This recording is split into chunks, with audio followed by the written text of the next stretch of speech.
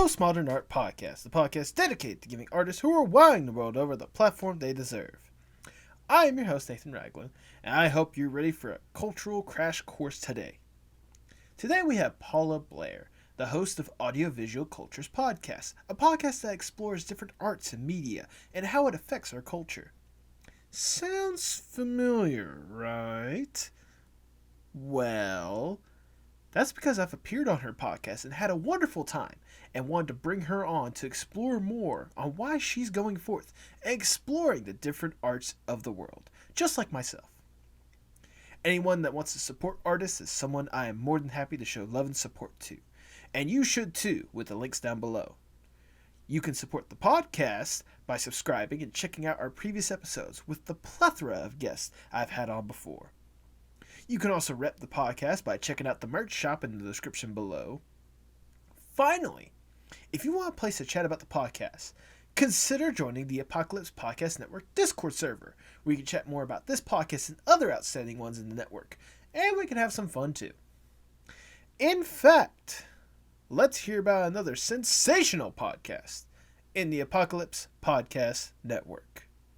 Because this virus attacks the lungs, it's never more infuriating when you realize that your life has a price tag on it. The truth of the matter is we are in the middle of an apocalypse. There's no leadership. I went from being an ER nurse to you're a healthcare hero. I feel like a sham. Apocalypse Now is a podcast that asks if we are living at the beginning of the end. I'm Joanna Van Fine. Join me as I talk with interesting people and decide if we're all doomed. Subscribe wherever you get your podcasts. And now, without further ado, please enjoy the Postmodern Art Podcast. I actually do appreciate the fact that you got the sticker on the microphone too. That helps with like additional visual representation. So it's really good to see you. It's good to see you again. It's wonderful to see you again. Trust me, I still go back to that podcast that we had, as well as some of the other ones you've had on your podcast as well, because I just love listening to what you got going on there. I listened to your most recent one, the Fading Fame with Pam or whatnot. Yeah, that is a great episode. I love I love what she was like presenting and everything. I love the stories that she was basically recounting, whether or not they were true or not. Like it was a great podcast, and she was a great guest. So. Oh, thanks so much. Yeah, I've been really lucky with guests, and you've been one of the people I've been really lucky with this year. It's been great. I really appreciate you listening. I do tend to listen to yours as well. I'm a bit behind because I found something that I've got really obsessed with, so I'm behind on all my usual podcasts. Hey, you know what? I do listen. I appreciate that, but it's one of those, like, it's not going anywhere, so if you fall a little bit behind, that's fine. That just gives you a random day to catch up.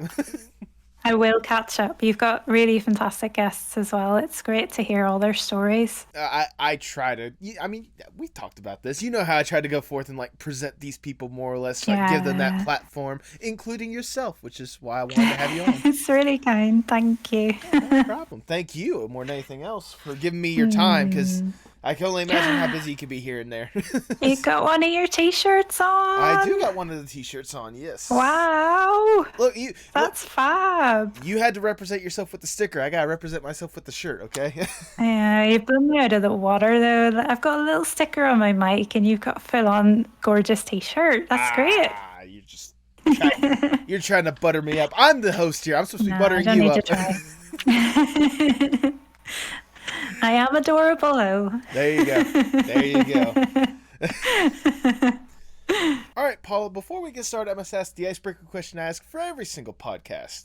What is your most unpopular art opinion? I've got many unpopular art opinions, I would say, and today I'm going to go for... I'm okay with Damien Hirst. Okay, care to elaborate on that a little bit? Okay, so Damien Hirst is very hated, I think.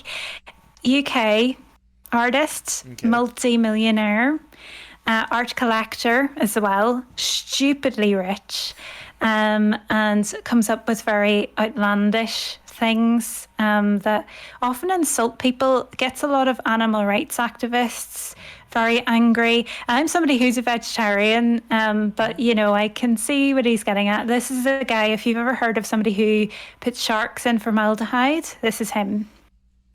or used live dying and dead flies in cages and boxes.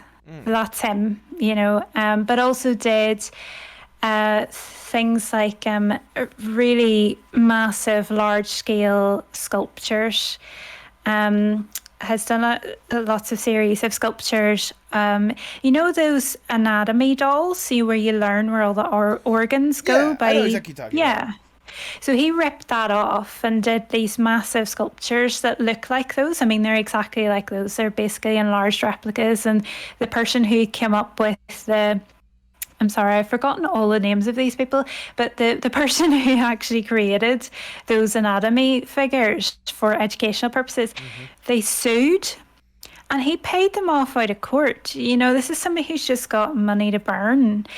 He did a really famous photo shoot with Rihanna and made her into Medusa. So they did this photo shoot where in the photos, it looks like she's covered in snakes, but, it's all photoshopped in. At least we'd hope. With the amount of money, I wouldn't be surprised if he got all these snakes in there.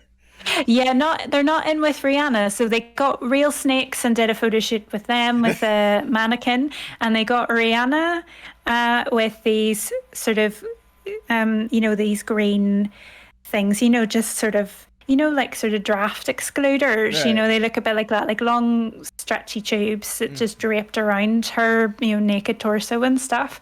So stuff like that, Okay. Stuff like that. Yeah. I mean, you seem to be telling me all like the negatives that was about, this person, but like, why do you personally, why do you personally like their art?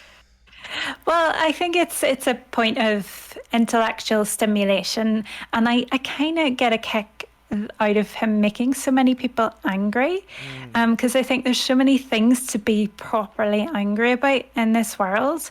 And what he does is actually pretty provocative in terms of getting you to think about this stuff. You people who wouldn't think twice about eating a slab of steak, but they're really super angry about this great white shark in formaldehyde. They don't think about, well, where do your cosmetics come from? How are they tested?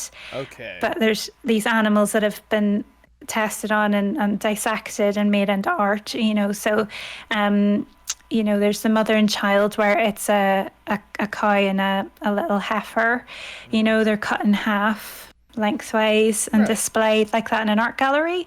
So it's really taking the idea of the Dadaist ready-made and pushing it to extremes. Okay. Making these things like caged animals, so animals kept in captivity or that are captured in the wild. And it's just you taking that idea and making an art object out of it. Yeah. Basically just like what's already basically out there in everyday life and pushing it to its limit on when it comes to just like animals and how they're treated and how they're presented more than anything else. Like that's what he's trying to go for at the end of the day, which I mean, now that you explained it, makes perfect sense. I understand and I get it, but nevertheless, the fact that you appreciate him, is that a hill that you're willing to die on? I think so, yeah, totally. Just give me a diamond skull on the hill and I'm there. Has it been coated in formaldehyde or has it been contained in formaldehyde? He's done this thing where people have excavated, from real skulls, real human skulls, including baby skulls. They've been excavated from, their burial sites, and he's purchased them and made casts out of them, and then covered them in platinum and diamonds, and precious jewels and stuff like jewelers like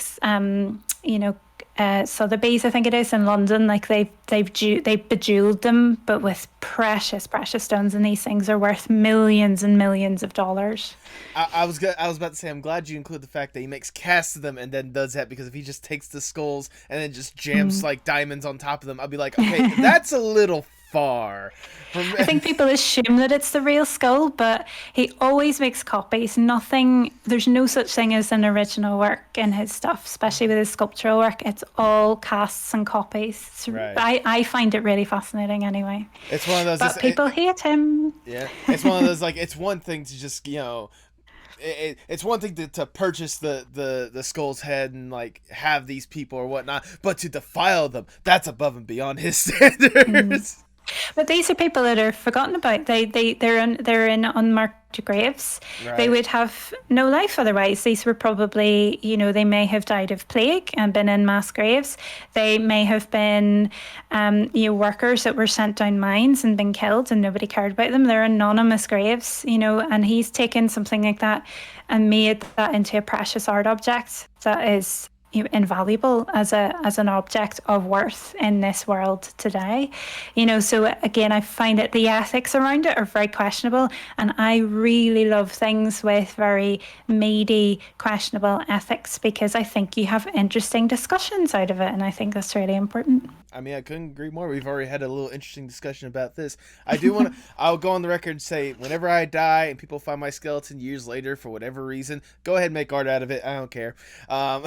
Probably have more use for my body than I've had in the living world. Anyways, with that, I cannot think of a better way to start the Postmodern Art Podcast. Welcome, everyone. I am your host, Nathan Ragland. Feel free to subscribe or follow whatever streaming platform you prefer. I'm a part of the Apocalypse Podcast Network. Go to apocalypsepodcastnetwork.com for more about this podcast and other outstanding podcasts in the network. And follow us on Twitter and Instagram at Postmod Art Pod for future updates and guest announcements, including today's guest. She is a researcher of film and visual cultures with a PhD in film and visual studies, among other accolades she holds. She is also the host of the Audiovisual Cultures Podcast. Welcome to the podcast, Paula Blair. Ooh, thank you. That's an amazing introduction. Thank you very much. I try to make sure to go ahead and put my guests on that pedestal ahead of the time. How are you doing today? I'm good. I feel so special after that. Thank you. How are you today? I'm doing wonderful. Now I'm actually getting a chance to sit down and chat with you again. I've already appeared on your podcast. I had a blast, so I figured I'd repay the favor and bring you on mine.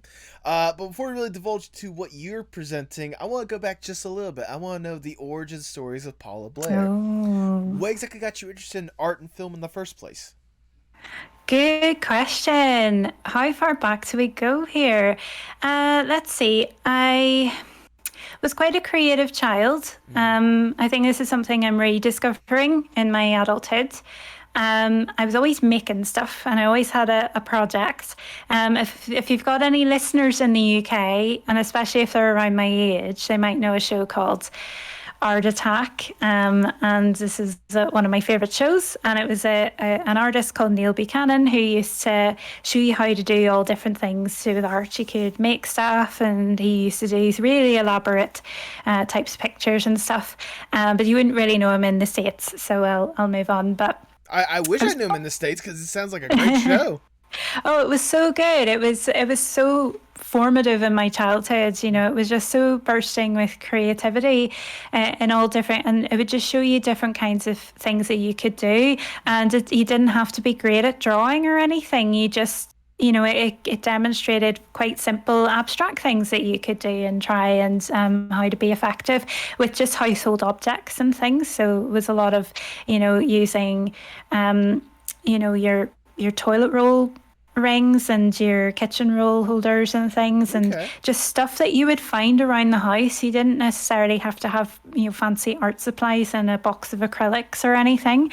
So that was a big inspiration to me, and I loved just making stuff. And then I suppose academically, I was very interested in literature, and I devoured books, and I read all the time, and I ended up studying English literature. And I was really interested in doing some sort of media or something along those lines, because I loved radio, but I just didn't have an avenue into any of that really. So I studied English literature. I was pretty good at science, but I just didn't have the educational opportunities to follow certain pathways. So I stuck with humanities, stuck with literature, was applying for university. I used to love watching really weird films. So it's a very rambly answer to your question, but as a teenager, I had a lot of sleeping problems. I've got lifelong problems with insomnia. So I was up, really late at night all the time. And that would be when, back in the days of terrestrial television, when in the UK we had 4 channels, Channel 4 and BBC 2 used to show all the weird indie films that you wouldn't normally get to see. And so that kind of sparked an interest in me for cinema. And I loved going to the cinema as well. I was very privileged to grow up quite near a fairly small cinema, which is now an arts centre that's a charity in Belfast. So I had quite a good experience there of just watching and consuming lots of weird and wonderful films. And so when I came to apply for university, I really wanted to do an English literature degree. But then when I was applying, I found, you can do film studies as well. I didn't even know you could study movies and film. So I applied to do a joint honours degree, and that's what I ended up doing. And I did the whole literature thing, and I was a lot better at literature than I was at film. But it was film that caught my interest, I think. Like, I thought, I've got this literature thing down, and I need a challenge. So I ended up doing a master's degree in film studies because I felt like I was just getting somewhere. I was just starting to understand this, because people think, it's just watching movies all day. It's much, much more complex than that. I'm sure you know yourself, Nathan. Yeah, a lot more intellectual, a lot more analyzing, stuff like the symbols and the signs that are like present in film, what kind of influences and what kind of like messages are trying to be subliminal and all this kind of, like there's a million different aspects that you can pick apart with film, which a lot of people try to do on Twitter to varying degrees on success. Yeah, and there's a huge amount of context, because there's a historical context of place and time, there's society, there's philosophy, but there's the industrial context as well, film industries, and how does that change according to nation? Is it a small nation? Is it a big place like the US, or China or something? Or is it very local, very regional? Are people scrabbling around for funding, or is it abundant with money? So there's loads of different factors that go into looking at film anyway. So I ended up doing a master's in it. And then when I was doing my master's, the lecturer who was supervising my dissertation said, look, there's this opportunity that's come up for a PhD. Are you interested in applying? So I applied and I got it. So I went straight into a PhD. So I did all 8 years without a break. And it was when I was doing the PhD that I realised, because I had done a PhD where I didn't come up with the topic, I applied to do a topic that was provided, and I realised that the topic that I'd applied to do, it was the wrong question. So I was doing the research and I thought, this is the wrong question, or at least it's not an interesting question, and I'm just continuing survey work that prior professors had done before, and it was boring, and it wasn't answering any useful, it wasn't producing any useful knowledge, I didn't think. And so I ended up looking at into art galleries as well as what was happening in cinema, and I found more useful answers to my questions. So if you want, we can get into what specifically I'm talking about, but basically that was my avenue into looking more at visual arts and broadening out from cinema, and thinking about a more borderless approach to this collection of media and these cognate disciplines, and really starting to move fluidly across them. So quite a long story. It's a podcast. Long stories are encouraged. Are you kidding me? We gotta get at least an hour right now. I'm joking.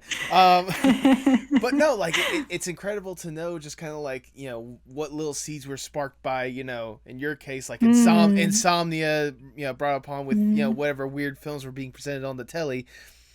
What started off there eventually, spiraled or tumbled into like this incredible like opportunity that you have, as well as these challenges that you're more or less presented with. I mean, if you want, I'm more than happy to listen more on this, like, dissertation or this, this question or whatnot. Like, what exactly was the question, and why, what is it about it that just like turned you off of it and wanted to like look at a different aspect of art in general?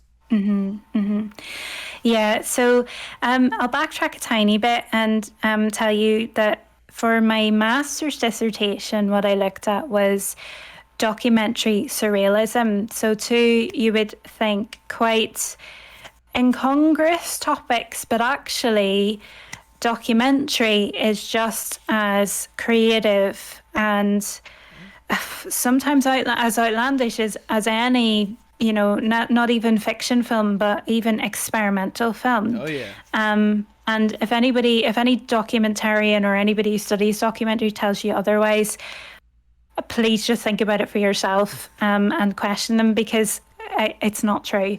I mean, I was gonna say, if I may put 2 cents in, there's sometimes, depending on like just the subject matter alone, like there's sometimes like it could be stranger than fiction. What's exactly presented out there, and on top of that, like, you know, I'm a film person just like yourself, so I understand, you know, when it comes to film as a whole, like documentaries, like it's not just what the subject matter is, it's how it's presented more than anything else. So you can present something absolutely simple, but if you show like all the behind the scenes stuff that kind of went into it, like this absolutely normal thing, you'd be amazed like some of the outlandish things, the outlandish lengths people would go to in order to have this completely normal thing happen. For sure. So I was looking at quite early films for that. So the films of Jean Vigo in France, who was somebody who died very young. He died at the age of 29. He made 4 films. Yeah. But he could have been one of the greatest filmmakers of all time, certainly one of the greatest ever French filmmakers had he lived. So I was looking at his an early film of his called A Propos de Nice. And then I was looking at Luis Buñuel, who, which might be a name that people recognize, somebody who collaborated quite a bit with Salvador Dali. Okay. So L'Âge d'Or and Un Chien Andalou, your listeners may have heard of Luis Buñuel through those films, but I was looking at probably a very early example of mockumentary that he'd made called Land Without Bread. And then I was looking at a British filmmaker called Humphrey Jennings, who was making films during the Second World War. And these were all documentary projects, but they were highly experimental, highly stylized, not necessarily telling the truth, maybe telling a version of the truth that was more truthful, to produce an idea that was more truthful than the actual truth, just to make a political point, for example. Okay. So that was sort of a backdrop to that. So that was an area of interest for me, was that clash between modernism and realism in the earlier period. And then what I ended up doing for my PhD was I was looking at very contemporary work, so roughly 1990 to 2010. Okay. So really contemporary, and it was very specific to. So it was. So my PhD. Let me just get the title of this right. So it was Old Borders, New Technologies. Visual culture and social change in contemporary Northern Ireland. And then when I developed that as a book, the subtitle was Reframing Film and Visual Culture in Contemporary Northern Ireland. So I brought it so that it was more to do with film than it had been for the thesis. Okay. Now, that was nothing like the original. What it was supposed to be was this program for government study that was tracing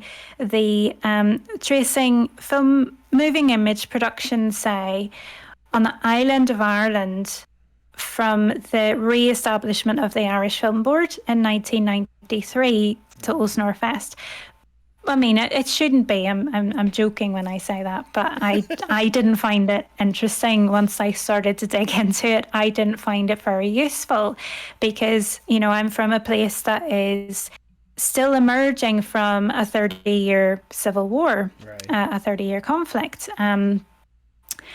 So maybe some of your listeners may have heard of something that is labelled the Troubles. I grew up during that time in Belfast.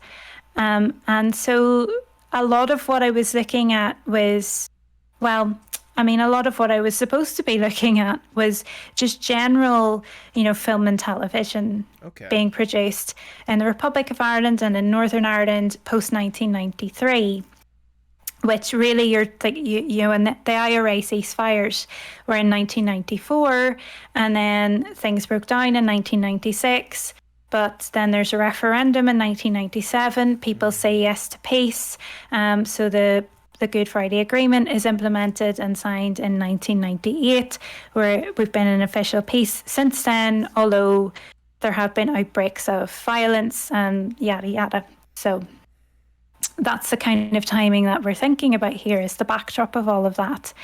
And really it's continuing work of scholars who were looking at Irish cinema, and what was happening was, them inevitably having to look at films that were trying to deal with that conflict as it was happening. Right. And then you begin to move into a period where they're looking to the future, or they're looking back to the past in a different way, or they're looking at what this place could become as the millennium approaches, and so on and so forth.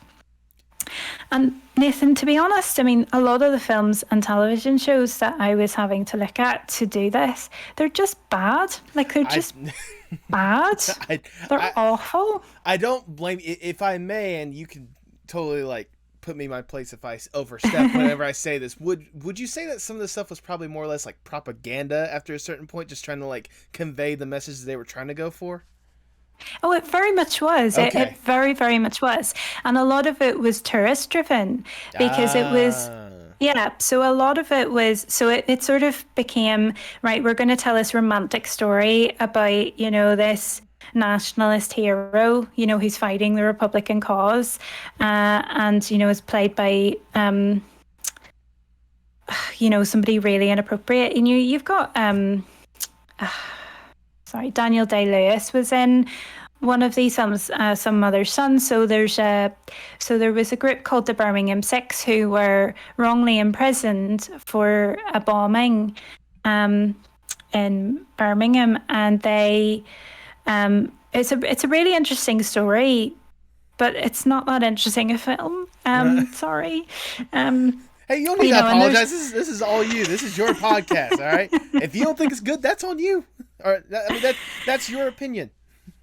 I should just say, as a scholar, I don't really deal with, film reviews and stuff. But it's really, really difficult to spend a lot of time. And a PhD is giving your life over to this stuff. It's really difficult to give yourself over to stuff when you cannot bear to watch it.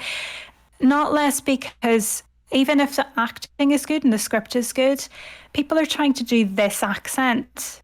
And people can't do this accent very well. It's very, very rare that people can do this accent. It's very rare to find someone to do a quite proper accent in general. It's funny. There's I'm trying to get into voice acting myself, and so accents are obviously part of that as well. There was a short film that I was a part of, to where I sent my audition in, but I had to do an Australian accent, and I had never done an Australian accent before, but yet I got the lead role doing an Australian accent.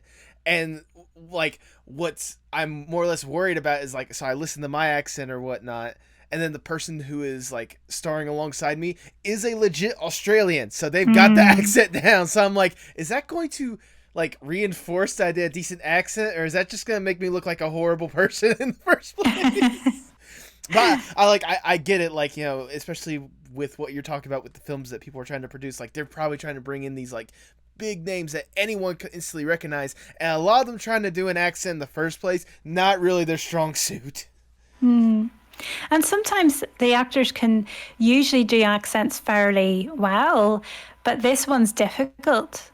Yeah. This one's really difficult. And this how I'm speaking to you now is my kind of posh telephone voice, because normally I talk like this here. Well, not not maybe that extent. I'm hamming it up a wee bit, like, but I would talk dead fast, and you wouldn't maybe understand me, and I'd be quite nasally, and it would just fly by. It's just noises, right? It's just a wall of noise. To some people. So, it's a tricky accent. There's certain words that we can't really get our mouths around properly, like the OW or OU sound. That's how I say it. People in England say sound, and that just is, my mouth does weird things when I try to say it like that. And a lot of actors just can't quite do that without sounding insulting. Right. Anyway, so that's a barrier. That's certainly a barrier. But there was just more interesting stuff happening for what was happening around me at the time that I was doing the PhD. So I started it in 2008. I just got the funding when the global economic crash happened. Oh, lovely. And so the funding I got, that program doesn't exist anymore. That was the last of that. That just went after that. For example, so I felt very privileged to have had that opportunity. Right. And I felt a responsibility, and I felt that, I was dealing with a very serious topic as well, because I was trying to do it as it was set out, and I was just finding I'm just not saying anything new here. A PhD is supposed to produce new knowledge out into the world, and there's nothing new for me to say, and film production in Ireland, I mean, to just return to your point about propaganda, film production in Ireland, it has always been pretty ineffective. It has never been for itself. It has always been really to feed the tourist industry, and so propaganda in the sense of come to Ireland, spend all your money, rich Americans, hello. That's kind of the point of it, is to make the place like breathtakingly beautiful, so you want to come and play golf there. Yeah. And so things get left behind when that happens, when that romanticism is what's forefront. And then what was happening around the millennium was that you were getting these immediate post-conflict films. So you're getting these films set in Belfast, and films couldn't be made in Belfast for a long time because it was being ripped apart by war. There were bombs going off all the time. You couldn't have actors in costume as soldiers or police, because they may have been killed. They may have been targeted by paramilitaries. They may have been, their lives would have been in danger. So that those sorts of films just couldn't be made there at the time. A lot of these, that's why a lot of films were outsourced to the Republic of Ireland and different places in England. And there were cities in England that would look more like how Belfast did in the 1970s, because this is a city that has had a few facelifts thanks to bombings and being restructured constantly, because it became more and more segregated along religious lines, so on and so forth. So, there was just a huge amount going on, and then there was a lot of trauma, there was a lot of fallout from everything that's happened. Yeah. And there were artists and filmmakers working in sort of more independent and more artistic areas that were just getting at more interesting and more pertinent issues than was happening in more mainstream film production. Because that was really just gearing at tourism. That was like, oh, look, we're open for business. Come and give us all your lovely money. Like the Titanic centenary is coming up. We're going to start working towards stuff for that, because I'm from the city where that ship was built. So there's just an awful lot of stuff going on. So the PhD became a different beast to how it was originally supposed to be. I'll shut up for a minute and let you. again, like I said, this is a podcast. You shouldn't apologize for just rambling, because like the information that you're talking about, more or less, like it's something I never like seriously considered, and I can only imagine how much my audience even thought about this in the first place. So thank you for providing that, and I guess doing the research on that, because I can only imagine, like, after a while, like looking into this stuff, how much of a soul-bearing task it must be, just looking at all these different things, because in fact that you grew up partially in it. So I mean, you had the personal perspective, but also seeing how they just wanted to just turn around and try to make money one way or another. Like, again, I can only how much of like a soul-bearing task it must have been for you to do that. Yeah, I've spent a lot of years carrying other people's trauma, to be blunt about it, as well as my own, so yeah, it's been a lot to carry. I mean, I don't even know how much to get into stuff or what to get into, but I suppose it's useful then if you're interested in it. What I ended up doing for the PhD then was taking, as I say, this borderless approach, and I did some research into expanded cinema, because I needed to try and find a framework for all of this, because I was looking at video installation, I was looking at works of cinema, I was looking at sculptural installations, I was looking at performance art, live performance art, photography projects, so it became a very loose idea of what we mean by moving image production. And as I say, it started to become more and more fluid, and I needed a theoretical framework for which to build scaffolding, to build arguments, and to do the analysis of these works, and to figure out what's going on here, what does all this indicate, what does all this mean. And so I then started to look at expanded cinema. And so this is something, it's one of those where it's a bit like Fluxus, where it's not really a movement, but it's hard to know what else to call it. Right. And there's different versions of it in different parts of the world, but really they've got a very similar aim. And, the same names keep cropping up, but they're not really a tight group. And, it's interesting. So it's people like the London Filmmakers Cooperative, who as well were a little bit associated with Fluxus, and loads of people in Europe. So people like Valley Export, Peter Weibel, I think, and people in the UK. So I never can remember how to pronounce his name properly, but Malcolm the Grice, or the Grease, whatever way you want to say it, and Liz Rhodes, so people who, a very rendered down idea of expanded cinema, for anybody who hasn't come across this yet, it's to take the elements of cinema, the elements that make cinema. So basically, that's light, movement, and space, and an audience. And so you take these elements and you split them apart. You make them all visible, and you make them sculptural elements in a space. So you can do live cameraless films. So you can go to a live performance of an artist who, I wish I could remember who did this.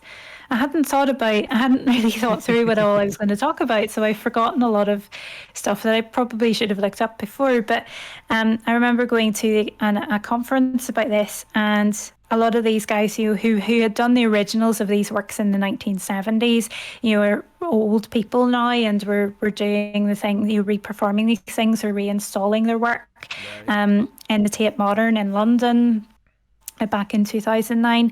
And I remember there was this one where the guy, he did this live thing in the auditorium where he had a very bright torch, a flashlight, and had this, I suppose, like a very loosely woven wicker basket, sort of square-shaped wicker basket.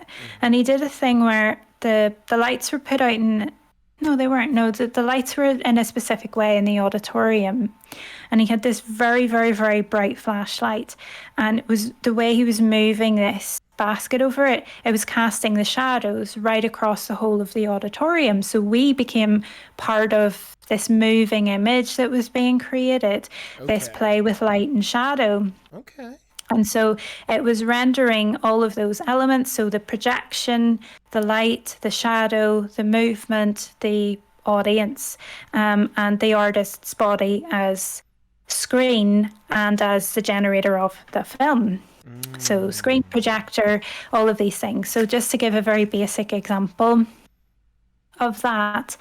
And so that was really the framework, that was the model upon which I built a foundation, shall we say, on which to start to construct all my arguments. Okay. Yeah. Okay. I mean, it's certainly interesting, the fact that you expanded it more than just like film, because again, you went to school to like study film. That was like the basis of it. I just want to know, I just had curiosity, how did this experience studying this kind of stuff, how did it reshape your perception on film? Well, it's a really great question. So something I get into in the introduction to all of this is returning to André Bazin's question, what is cinema? So André Bazin was a film journalist in the 1940s and 50s. He died fairly young. I think he was only about 40 or something. Goodness. But he was somebody that if you've heard of all of the French New Wave ones, so Francois Truffaut and Jean-Luc Godard and all those ones, he was sort of part of their group. You know, they all knew André Bazin. He was this jobbing journalist who was writing on the hoof all the time. His writings were collected and published, and one of his big questions was, what is cinema? This is a question, it's a challenge. And so really what I was trying to do was I was going back to that question, because this person died quite a long time ago. This person, you know, Francois Truffaut's 400 Blows, I think, is dedicated to André Bazin because he had just died. And this was in about, I think 1959 or so. Okay. You know, so this is somebody who is quite long dead now today. And so what cinema is today, he might not even recognize. Yeah. You know? So this is a question we have to keep asking, and this is a very young medium. If you compare it to literature, you know, and the written word and storytelling, even oral storytelling goes back way, way longer than written storytelling. Right. Film is such a baby medium. So it's always in a state of becoming. It's always becoming something else. And our technology has just exploded beyond comprehension, really. So we have to keep asking this question. And so this is something I return to, and I'm going, like, what is cinema? And look at this expanded cinema stuff. Isn't this an interesting way of thinking about it? Does cinema have to be something that you experience fairly passively in a darkened space with lots of other people? Right. Well, actually, it can be something that it's quite sculptural, that you can experience by you being the thing that moves around in a space and it stays still. Yeah. You know, so on and so forth. So, you know, so asking that question was a big thing. So it's really funny when I think back to all of that backdrop, this big backdrop, and this quite global look at the backdrop of all of this. And people in film academia just came to think of me as the Northern Ireland person, when actually I was studying so much more than that. Right. Northern Ireland was a case study for, right, how do we take all of this information and apply it to what artists and filmmakers are doing in this post-conflict society? And I'm using scare quotes there, because what do we even mean then by post-conflict? And it's never really finished. It just stopped being as violent as it used to be. You know, so there were people who said, so Edna Longley is a writer who said that it's really only post-conflict, and that it's already being archived away and we're being told to forget about it and move on. Does that then make it post, when actually it's very much still in our present? We carry the trauma of it. It's going to take generations to get this out. And actually it's a bit like the Irish famine, in that people are still traumatized from that, because it's this generational post-memory trauma. that because it's never really been dealt with properly or acknowledged. And when you're told to just move on and forget about something, well, that's post-trauma. So, that's kind of where we're at. I was gonna say, when you talk about post-trauma, you're talking to an American here who still have people that are still traumatized by the effects of civil rights movement, civil war, like all these different like conflicts that our own country has had. So I can only only imagine what for you guys, especially something that's still fairly as fresh as that. Like. It's you said yourself, it's going to take generations, and even then, like, that's still a question mark nevertheless, because you don't know how future generations are going to be analyzing it. You don't know what different sides the future generations are going to be thinking of when it comes to different aspects of it. It's conflict is never like truly gone when people say that it's gone. There's always something underlying there. And I mean, I imagine that for you, analyzing all this different sentiment, all these different aspects of it, you can correct me if I'm assuming this, but I imagine for you it really opened your eyes when it came to like just seeing how much of effect it still had, even in this short period when it is quote unquote gone. Mm-hmm. Yeah, tremendously. I mean, certainly when I was still teaching, and I was teaching in Belfast, the younger ones coming through, who were born after the agreement, post 1998 babies, shall we say, they would have this attitude of, oh, it's nothing to do with us. It's, I wasn't alive. It's nothing to do with us.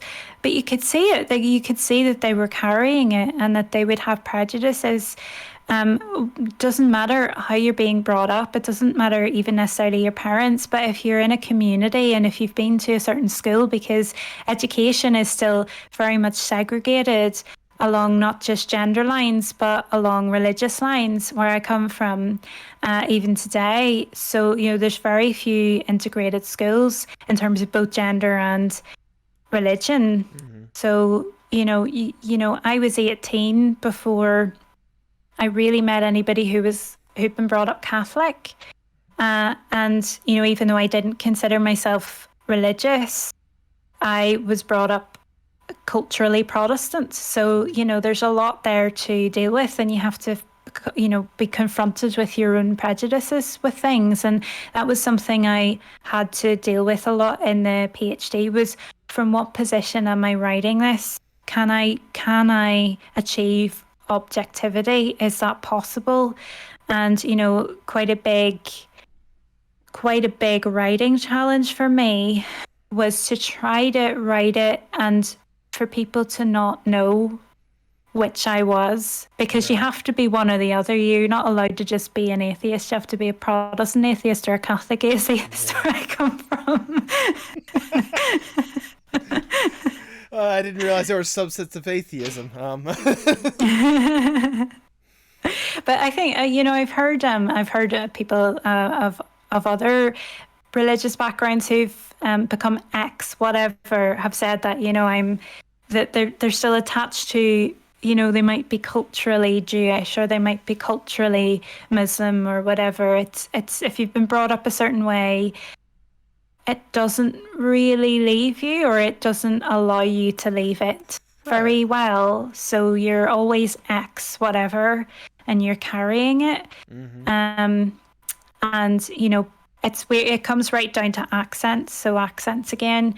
I mean, I've been in a bar in Dublin waiting for a train, and I get this old barfly telling me I'm friends with the Queen, because he knows, he can hear from my voice what end of Belfast I'm from. Like, that's quite scary.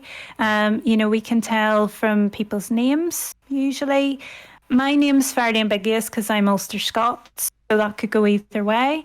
But, generally you can hear from how people talk what bit of Belfast they're from and what they're most likely to be. Gotcha. So, there's just so much so much complexity. It's all of it for such a tiny place. It's so tiny. You can fit it in your back pocket. Look, I'm not that big. Okay, now I'm joking. I'm just messing with you. I'm trying to more or less break the tension at this point because I'm thinking about America. yeah. No, that is true. I mean, even then, like I can tell you right now, like with how big of a place America is, there's sometimes where it feels like it's only tiny in comparison at times, especially if you are only brought up a certain way. If you only been around certain people, if you've only been to a good couple places and such, like it can feel really tiny. But like for you guys, you can probably go from like one side of the country to the other within a single day, and within a few hours, yeah, a few hours. On the island of Ireland, yeah, you can get from one end to the other in a few hours, yeah. Yeah, so it's one of those, I can only imagine, again, with all these different aspects that you were studying or whatnot, like it showed not only how small the island is with how people can be connected, but how big these issues might be, more or less. I mean, it's one of those, and you said you have you published the book based on your studies? Oh yeah, quite a while ago now. Okay. Yeah, it's upstairs. I don't have it here, but it's around. I was gonna say if you can like lead me in the right direction, I would personally like to purchase the book because I would love to look more in depth in this kind of stuff. It's stupidly expensive because it's an academic publication. Jesus Christ. Yeah. Okay, fair enough. I'll see if I'll send you like my PDF proof copy or something. There you go. Thank you for helping a fellow artist out. It may well be on Google Books, but you're not allowed to look at that. I can't endorse anybody looking at Google Books. just I'm not putting that out there in any way. But I mean, nevertheless, like I said, these were all incredible studies that went into this sort of PhD for film studies and such. I wanted to ask more like the film aspects that you actually appreciate or whatnot. What is it about films that fascinates you more than anything else? I think it's the way films can tell stories without words. Yeah. The non-verbal cinematic languages I think are fascinating. I think everything to do with film aesthetics is fascinating. I am learning more and more about sound in cinema because that is something that has been a dearth in my studies, which I'm trying to rectify these days. I think audio is massively important. And again, it doesn't have to be about dialogue or even music. It can be about so many things. Right. I think the technologies that have come out of and have driven this medium fascinate me, and I don't understand it a huge amount, but I try to. I'm not a technophobe. It's just I think when things are just letters and numbers, it's all a bit garbled to me. But if you can show me a lens and I know what it does and what it can produce, then I get really excited. I love learning about these really long lenses produce a flattened image that becomes actually quite two-dimensional looking on screen, or these tiny little wide lenses just make it bulge out a bit like what you've got at the minute, Nathan. You've got quite a wide angle lens going on there. A little bit of a fisheye lens. Yeah, you've got your walls bulging out, so it has this distortion. It has this shape to it behind you. It's a way for me to showcase the amazing artwork from other people I've found on the podcast. Exactly. It's a way of fitting in more stuff into your mise en scène, as we would say. So it's very well thought out. Things like proximity, where is the camera in relation to anything else? And, is it moving? Is it at a canted angle? Is something a bit awry? Is it, if it's moving, what kind of movement is it? Is it on a dolly? Is it on a crane? Is it on a drone? Is it handheld? Is it a Steadicam? I love learning about Steadicam technology. It's fascinating. Like full-on harnesses. These things can weigh as much as a small person, and the things that they produce, the images they produce. All of that, it's a spark of curiosity, and it's how we tell stories through technology, through this way of saying that a human eye cannot achieve, where cameras can be that human eyes can't get to, and all of that, I love it all, the way that we can bridge one scene to another, and they're totally not related, but we can bridge that through sound in some way. All of those things in combination. the editing process. I would say it's amazing how film can find a way to make something like two separate things that seem completely out there and have no association whatsoever, make it kind of coherent flow to it with like subtle things like you were saying with the editing, with the soundscape, with, you know, certain techniques and all that kind of stuff. Like it's always outstanding. Yeah, I get a real kick out of it. I loved teaching that stuff. I was a film educator for quite a while. I crashed out of academia a few years ago. But, I still try to do research. I still try to publish when I can. Right.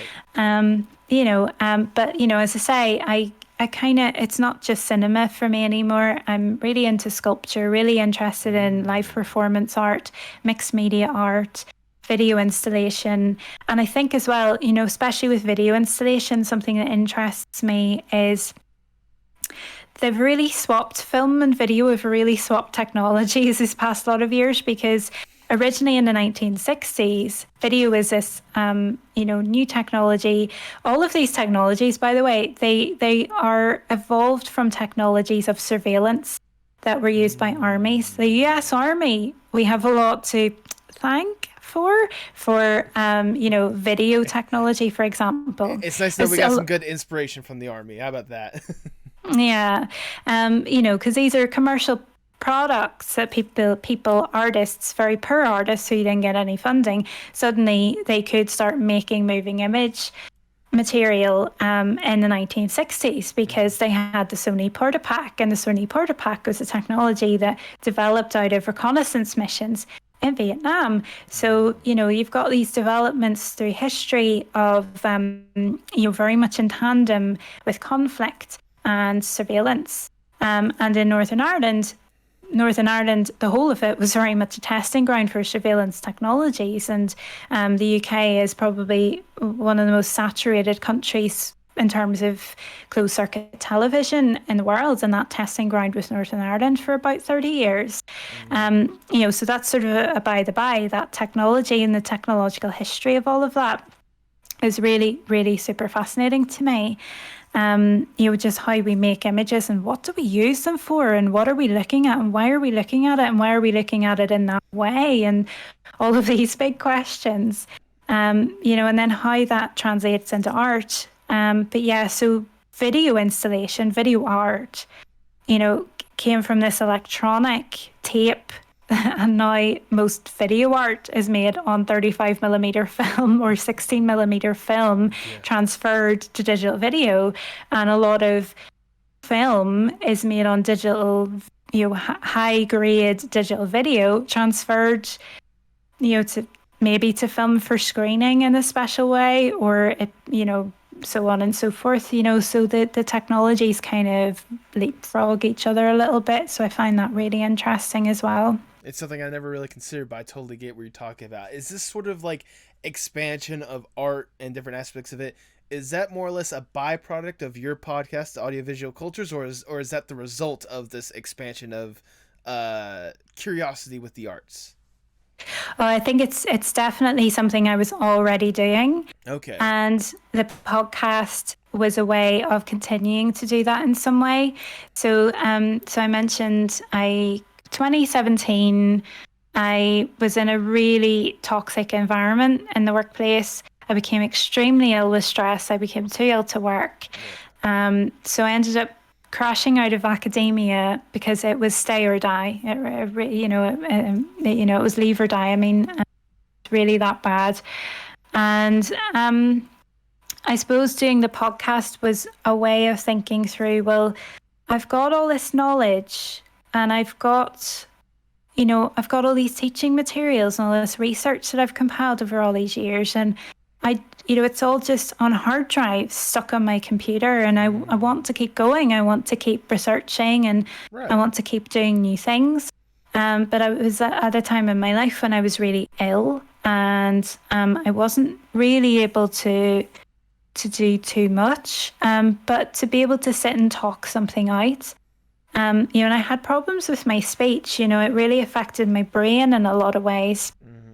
The trauma of what happened, because I would have really struggled. I mean, I feel like I'm being very disjointed in talking to you now, but but I could barely get any words out 4 years ago. This time 4 years ago, I would really struggle to have a cogent conversation for longer than 10 minutes. Okay.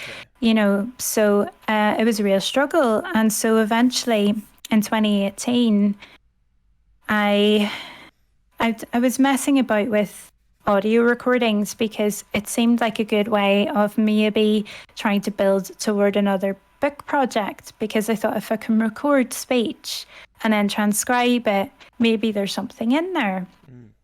So it started with that, really. And then I thought, well, you know, I listen to podcasts all the time.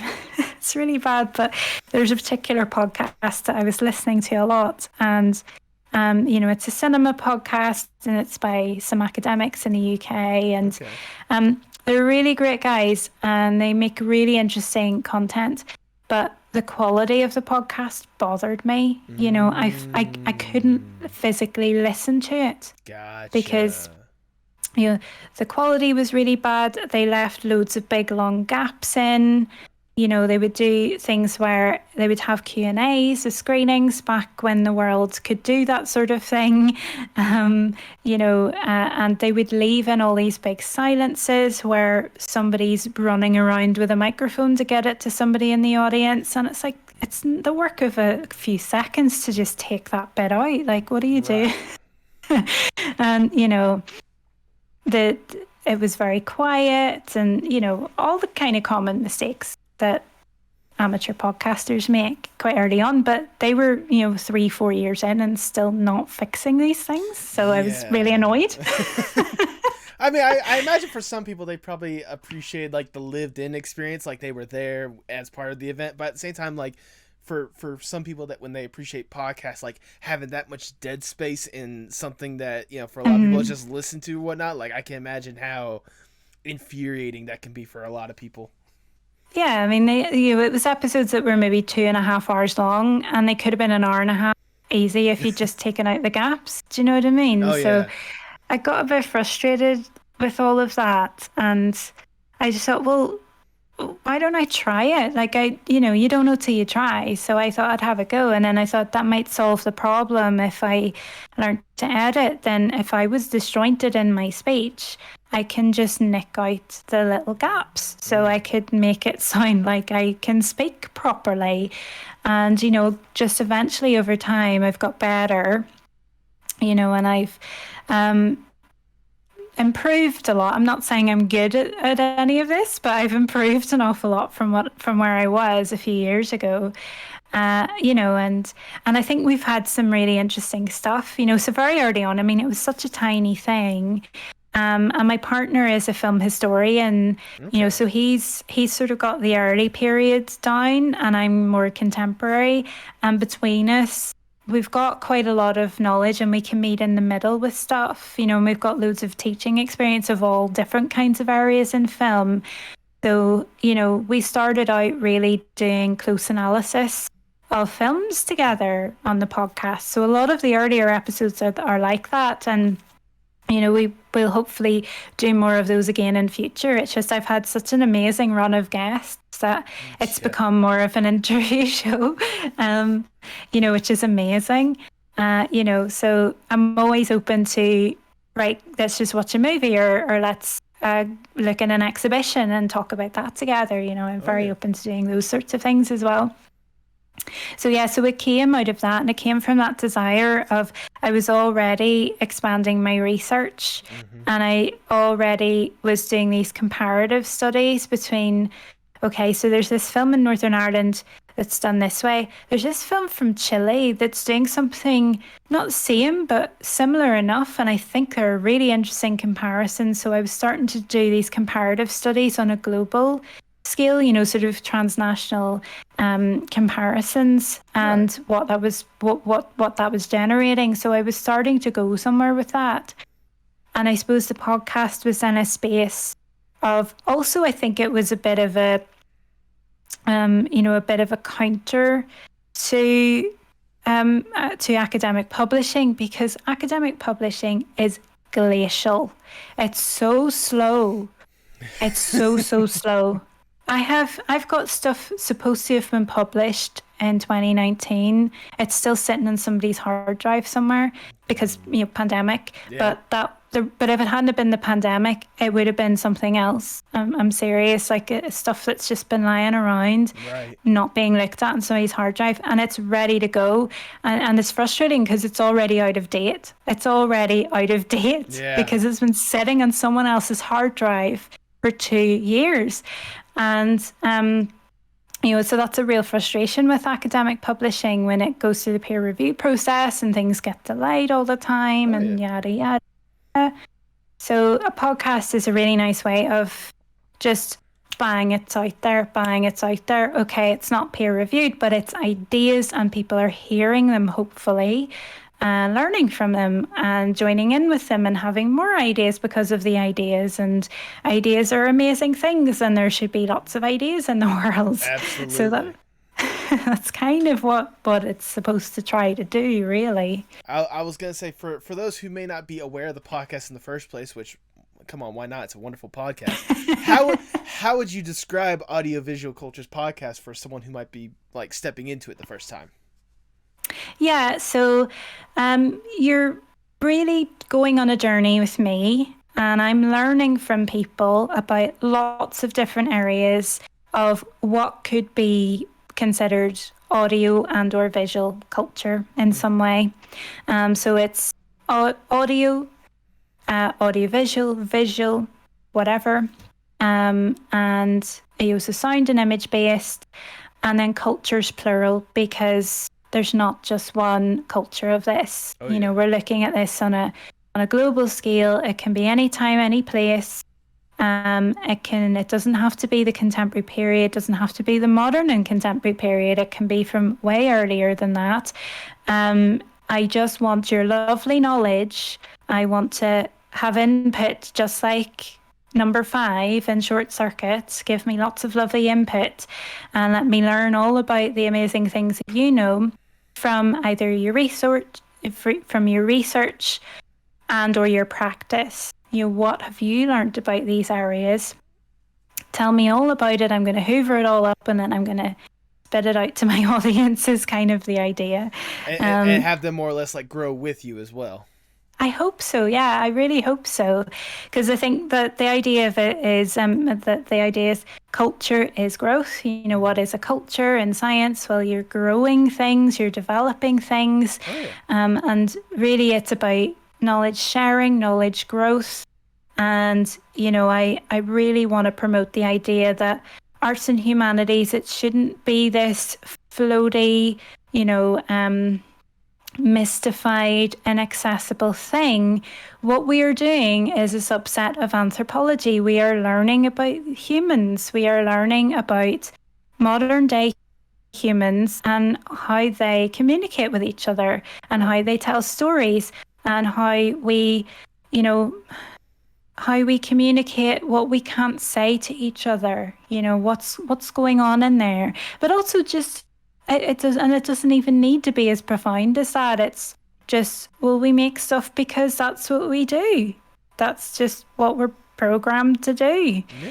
Yeah. We make stuff and that's interesting, and it can be just interesting, or it can be just, that's just something you do, and that in itself, great. Absolutely. I think these are all legitimate areas for study and it should be taken seriously.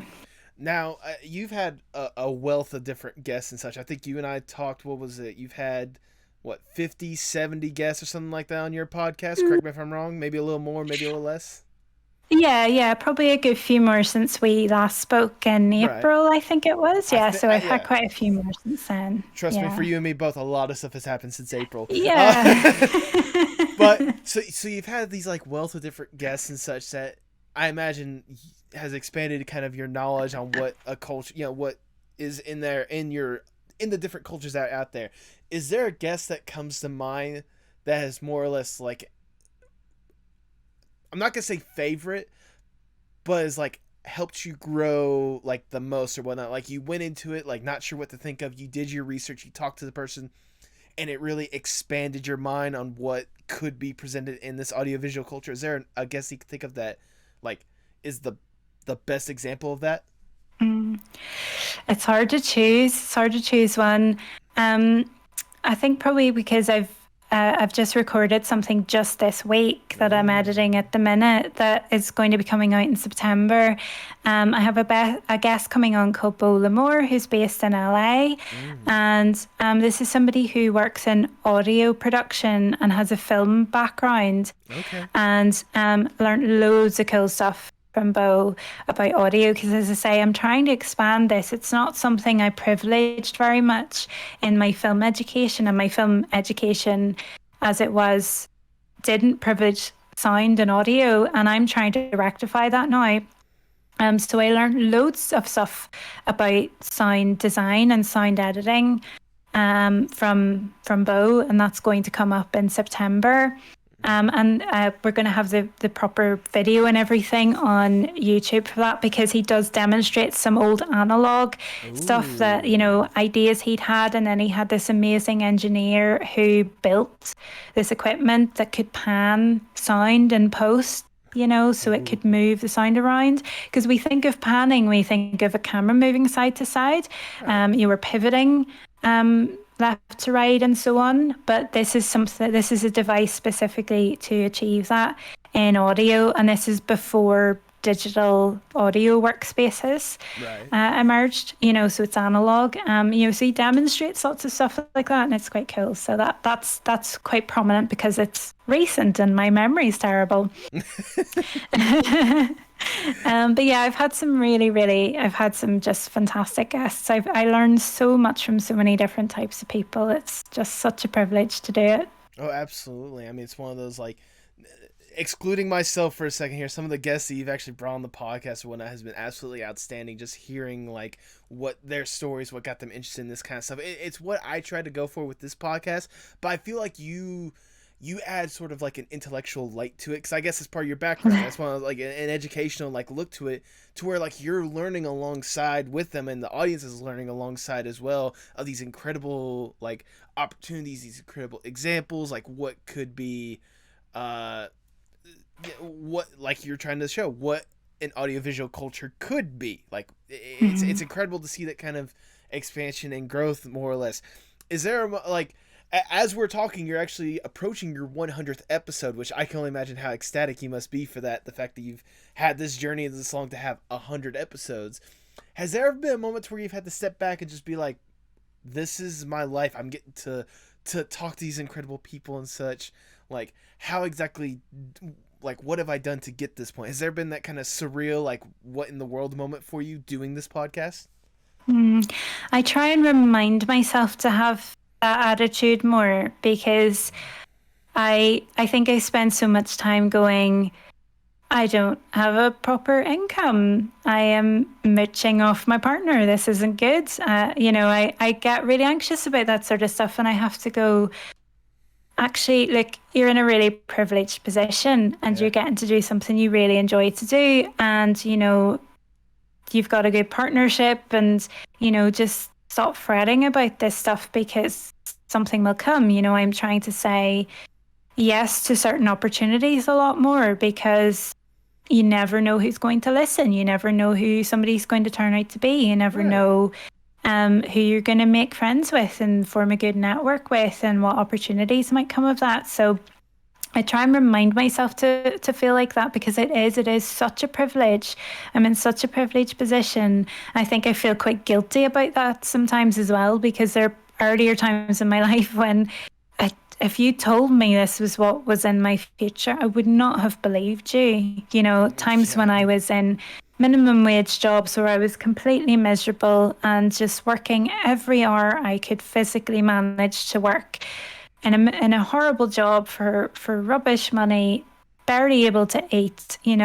I've been through all of that, and I feel like I've got a bit of survivor's guilt from a lot of that, and it is such a privilege, and I think it's I hope that it's good work, and I hope that somebody's getting something out of it. And it's so amazing, Nathan, to hear that even you're getting something out of it, and I get a lot out of your podcast as well, because I feel like we're exposing each other to people we wouldn't normally have come across, and that's the amazing thing about podcasts. Yeah.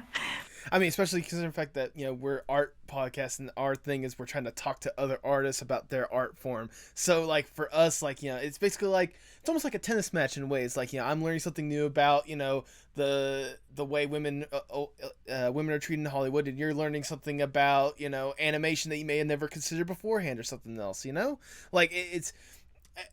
If nothing else, it's a warrant of the art community as a whole, and at least in my opinion, the fact that there's still room to grow and there's still room to learn all sorts of different aspects of it that we may have never considered before. Yeah, completely.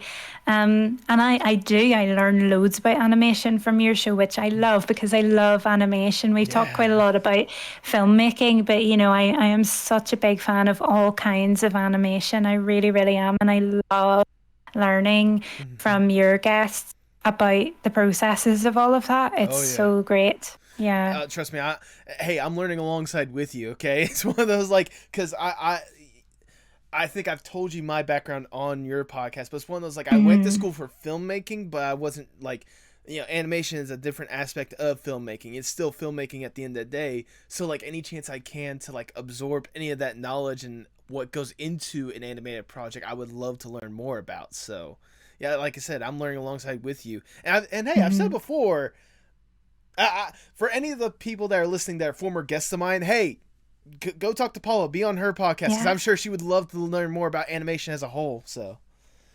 Yeah, you'd be so welcome. And I'm based in the UK, so it's a largely UK audience that I've got. So you'd expose yourself to that side of the pond. I do try and push Nathan's podcast onto people here, but we do what we can for each other, which is really lovely. But yeah, you're very, very welcome on my podcast. I'm sure I've had prior guests as well who'd be great on your show as well, Nathan. Duly noted. I guess we just gotta go back and forth and just have like a list of like, hey, here's some of the guests I think you'd love, and for both of ours. As a matter of fact, I'll go and say, George Edwards, I know you're listening. Paula, she's gonna want you're gonna want to be on her, because he's a UK-based animator that has worked on great. Worked on stuff like what was it, Has Been Hotel, if you're aware of that project or whatnot. So like, and he's done a lot of reanimation projects. He's got his own short animated film that should be out by the time this podcast is out, called Puppet the Nightmare Elf, which is absolutely lovely. It's one of those, like, I think he would be great on your podcast as well, just kind of getting the different aspects and the stuff he's trying to go for as well. I'd love that. I'd love that, George. And nothing else, I'll be sure to put a good word in for him after the fact.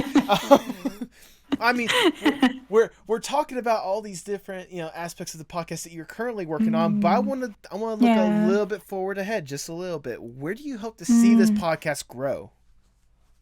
Oh gosh, yeah, I think I had hugely ambitious ideas for it very early on. Like, I wanted to create some sort of educational network or something, but still a one-woman show after all this time. I'd love it to be more collaborative, which I think is great. Having guests on makes it more collaborative. But it would be nice to not be doing it solo all the time. I don't really know. I mean, I think at the minute, all I can think about is just get the next episode done. Yeah. I don't know what the future of it is. I don't have a 5-year plan for that. I had so much of my life where it was around writing 5-year plans, and you had to have everything down to the minutest detail, that I'm just surviving this week, and that's enough right now.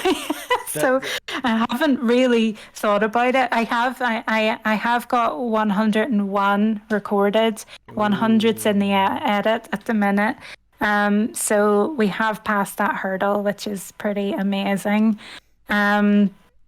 But yeah, it's pretty easy breezy. I just don't have massive plans. As I say, it's just get through the next ones and make them as good as you can make them. That's all I can think. That's all you can ask for at this point. Just keep pushing along and keep putting out amazing content at the end of the day. And I guess speaking of some of the amazing content, I'll go ahead and ask sort of less the dream scenario, if I may ask. Let's say I am Big Shot Mr. Moneybags. I come to you, I'm like, Paula, look, your research is absolutely outstanding. It's very rare to see something amazing like that. And your podcast, I cannot get enough of it. It's absolutely outstanding to hear the stuff you got out. I have connections to anyone and everyone in the industry. And I have more money than there should be available in the world. So, if given the opportunity, what would be the dream Paula Blair project?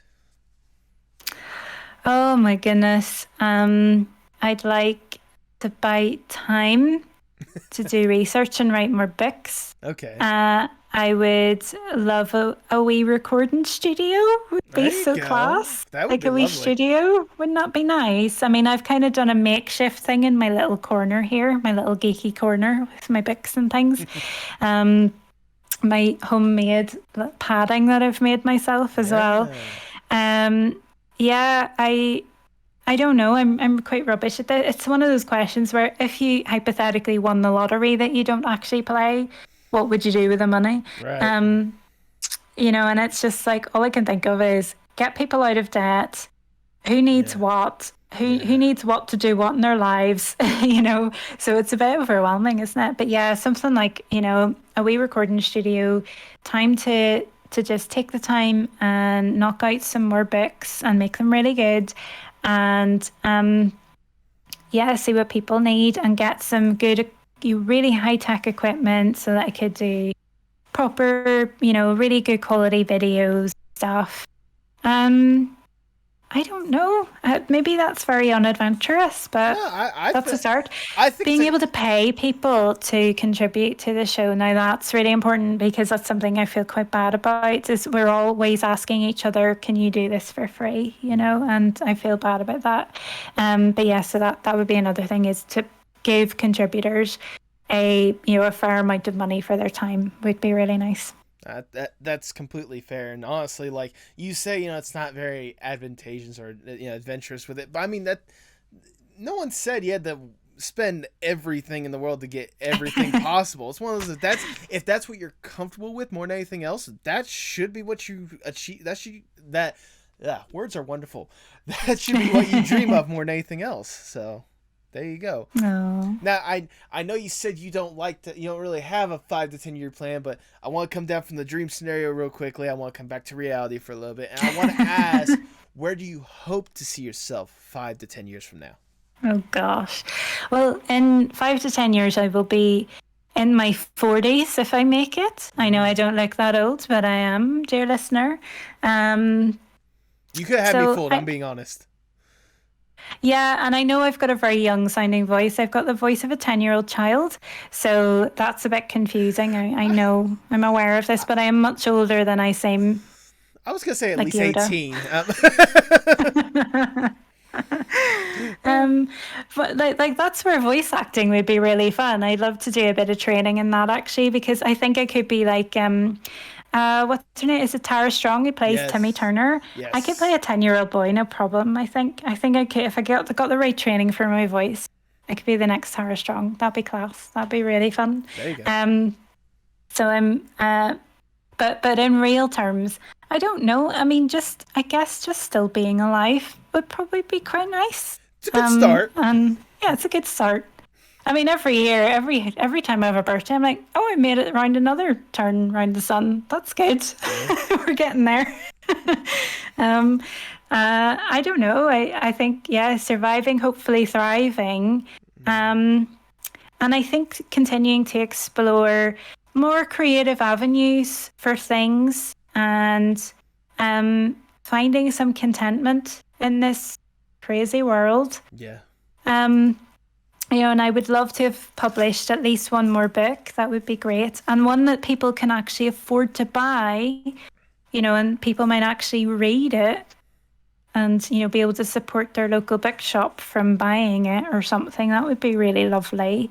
I'd like the world to not be on fire. I know that's not about me specifically, but it would just be nice. Than done. Yeah, it would just be nice if we could. I don't know. Yeah, I'm getting beyond myself here, but yeah, I don't know. Nathan is the answer. But yeah, just hopefully just doing okay. I mean, if nothing else, that you say like 5 to 10 years from now, I don't know about the world being on fire, but everything else, I think that's reasonable to see. 5 to 10 years from now. I mean, you've made it this far in life. What's stopping you from going forward? Me probably is what stops me. Yeah, fair enough. Taking care of me and getting me to wise up about stuff is probably the way forward. I'm working on it. There you go. There you go. As we're winding down the interview, I just have one last question that I want to ask. Obviously, you're deeply entrenched when it comes to arts in one aspect or another, whether it be film, TV, Love it. All total nerd for all that stuff. Absolutely. How important is art, not just for you, but for the world as a whole? Oh, I think it's desperately important. I think it's important beyond measure, but we can measure it, and people are measuring it. Yeah. Actually, that is, I have had a fairly recent guest on my podcast who is a scientist who is looking into this, who is actually measuring the health benefits of creativity, and getting people access to creativity and overcoming any potential barriers to creativity. It's hugely important for mental well-being.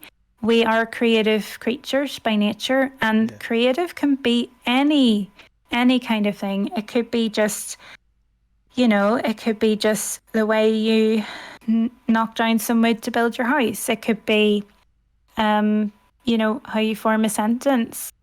It could be any number of things, really. I think people decide that they're not creative people, and I don't think that's true. I think we all have some degree of a creative impulse, whether we're going to admit that or not.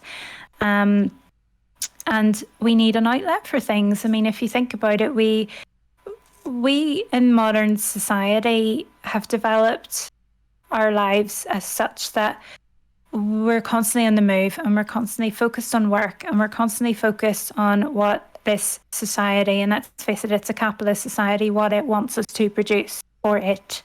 Whether that's the nuclear family or it's a product from labour, whatever it happens to be. And we lose sight of what we really are, which is creatures who communicate and move around. And, we do stuff alone, we do stuff together. And we create things. I mean, you look back to what our ancestors used to do. They used to find ways of making marks on cave walls and depicting what they did with their day and depicting their stories. And then they came up with languages so that they could share their stories through those languages. We are inherently creative creatures. It is part of what we are. It is part of our evolution. And it will be part of our future, whether people like that or not. And I think there is no shame and there's no harm. There is only good that comes from creative, from exploring your creative impulses. As long as things do not cause other people harm or other creatures harm, then have a go at something. And having a go at something is much more important than just never doing it, exactly. I think.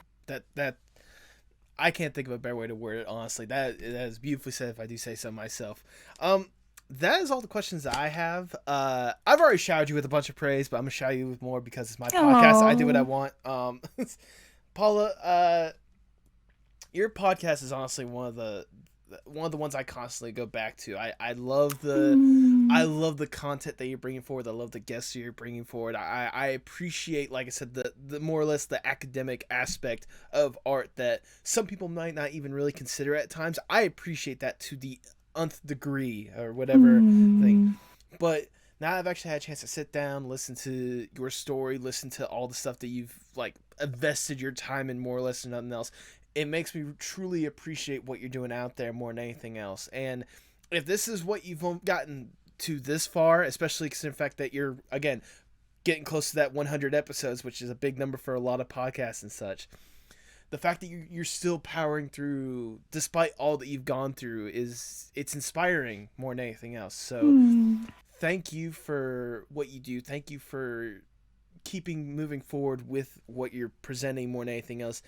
And I'm one of the few right now, but hopefully many here in the short term and long term future that's going to be rooting for you every single step of the way, because what you have presented out to the world is absolutely outstanding. So thank you for all the time and dedication you've had to this craft, and thank you for presenting a great product. And I hope other people really get the opportunity to listen and appreciate it like I do.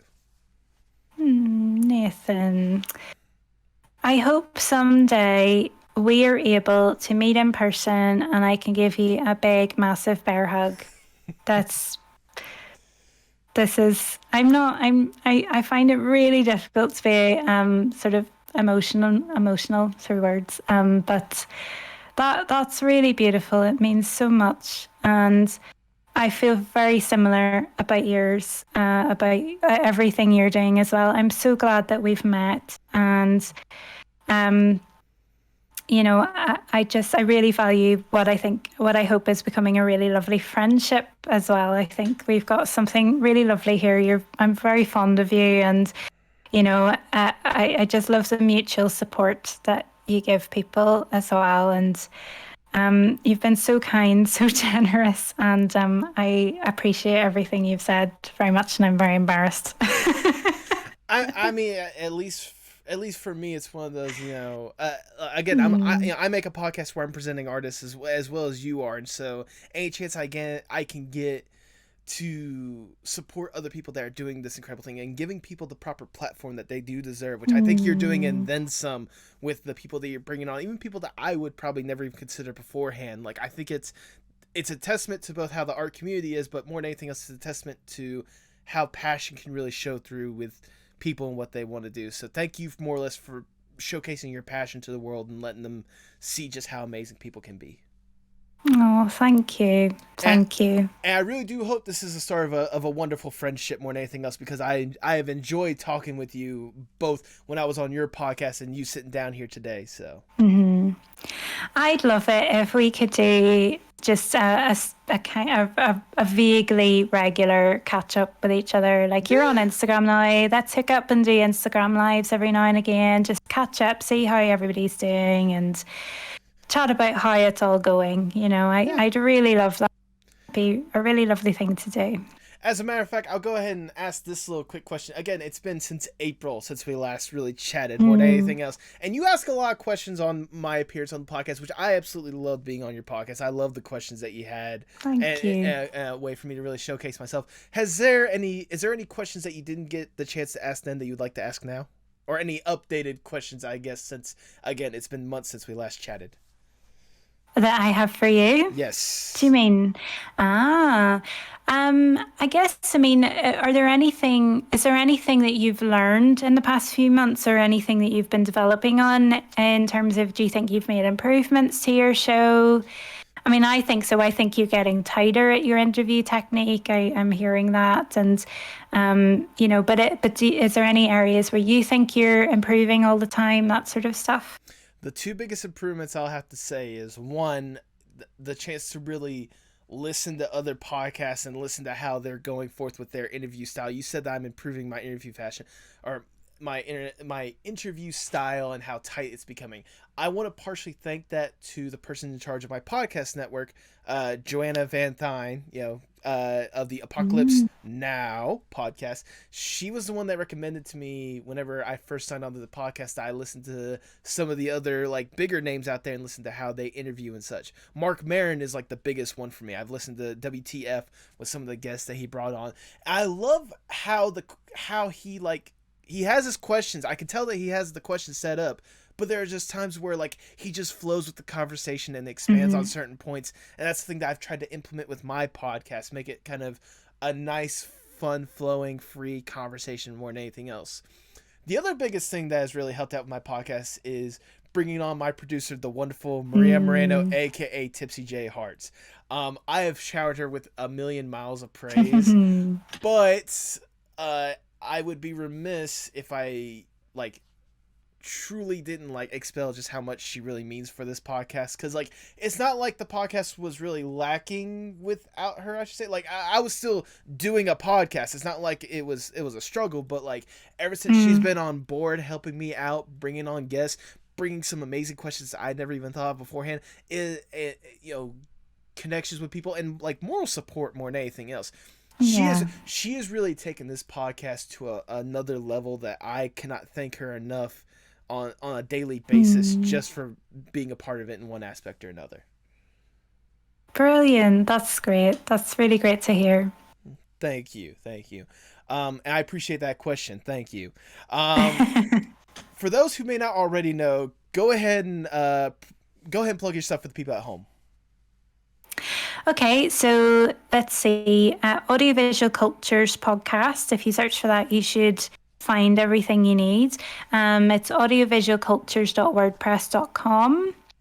And if you want to look at me, I've just set up one of those bio link thingies. So I think it's bio.link/PEABLAIR.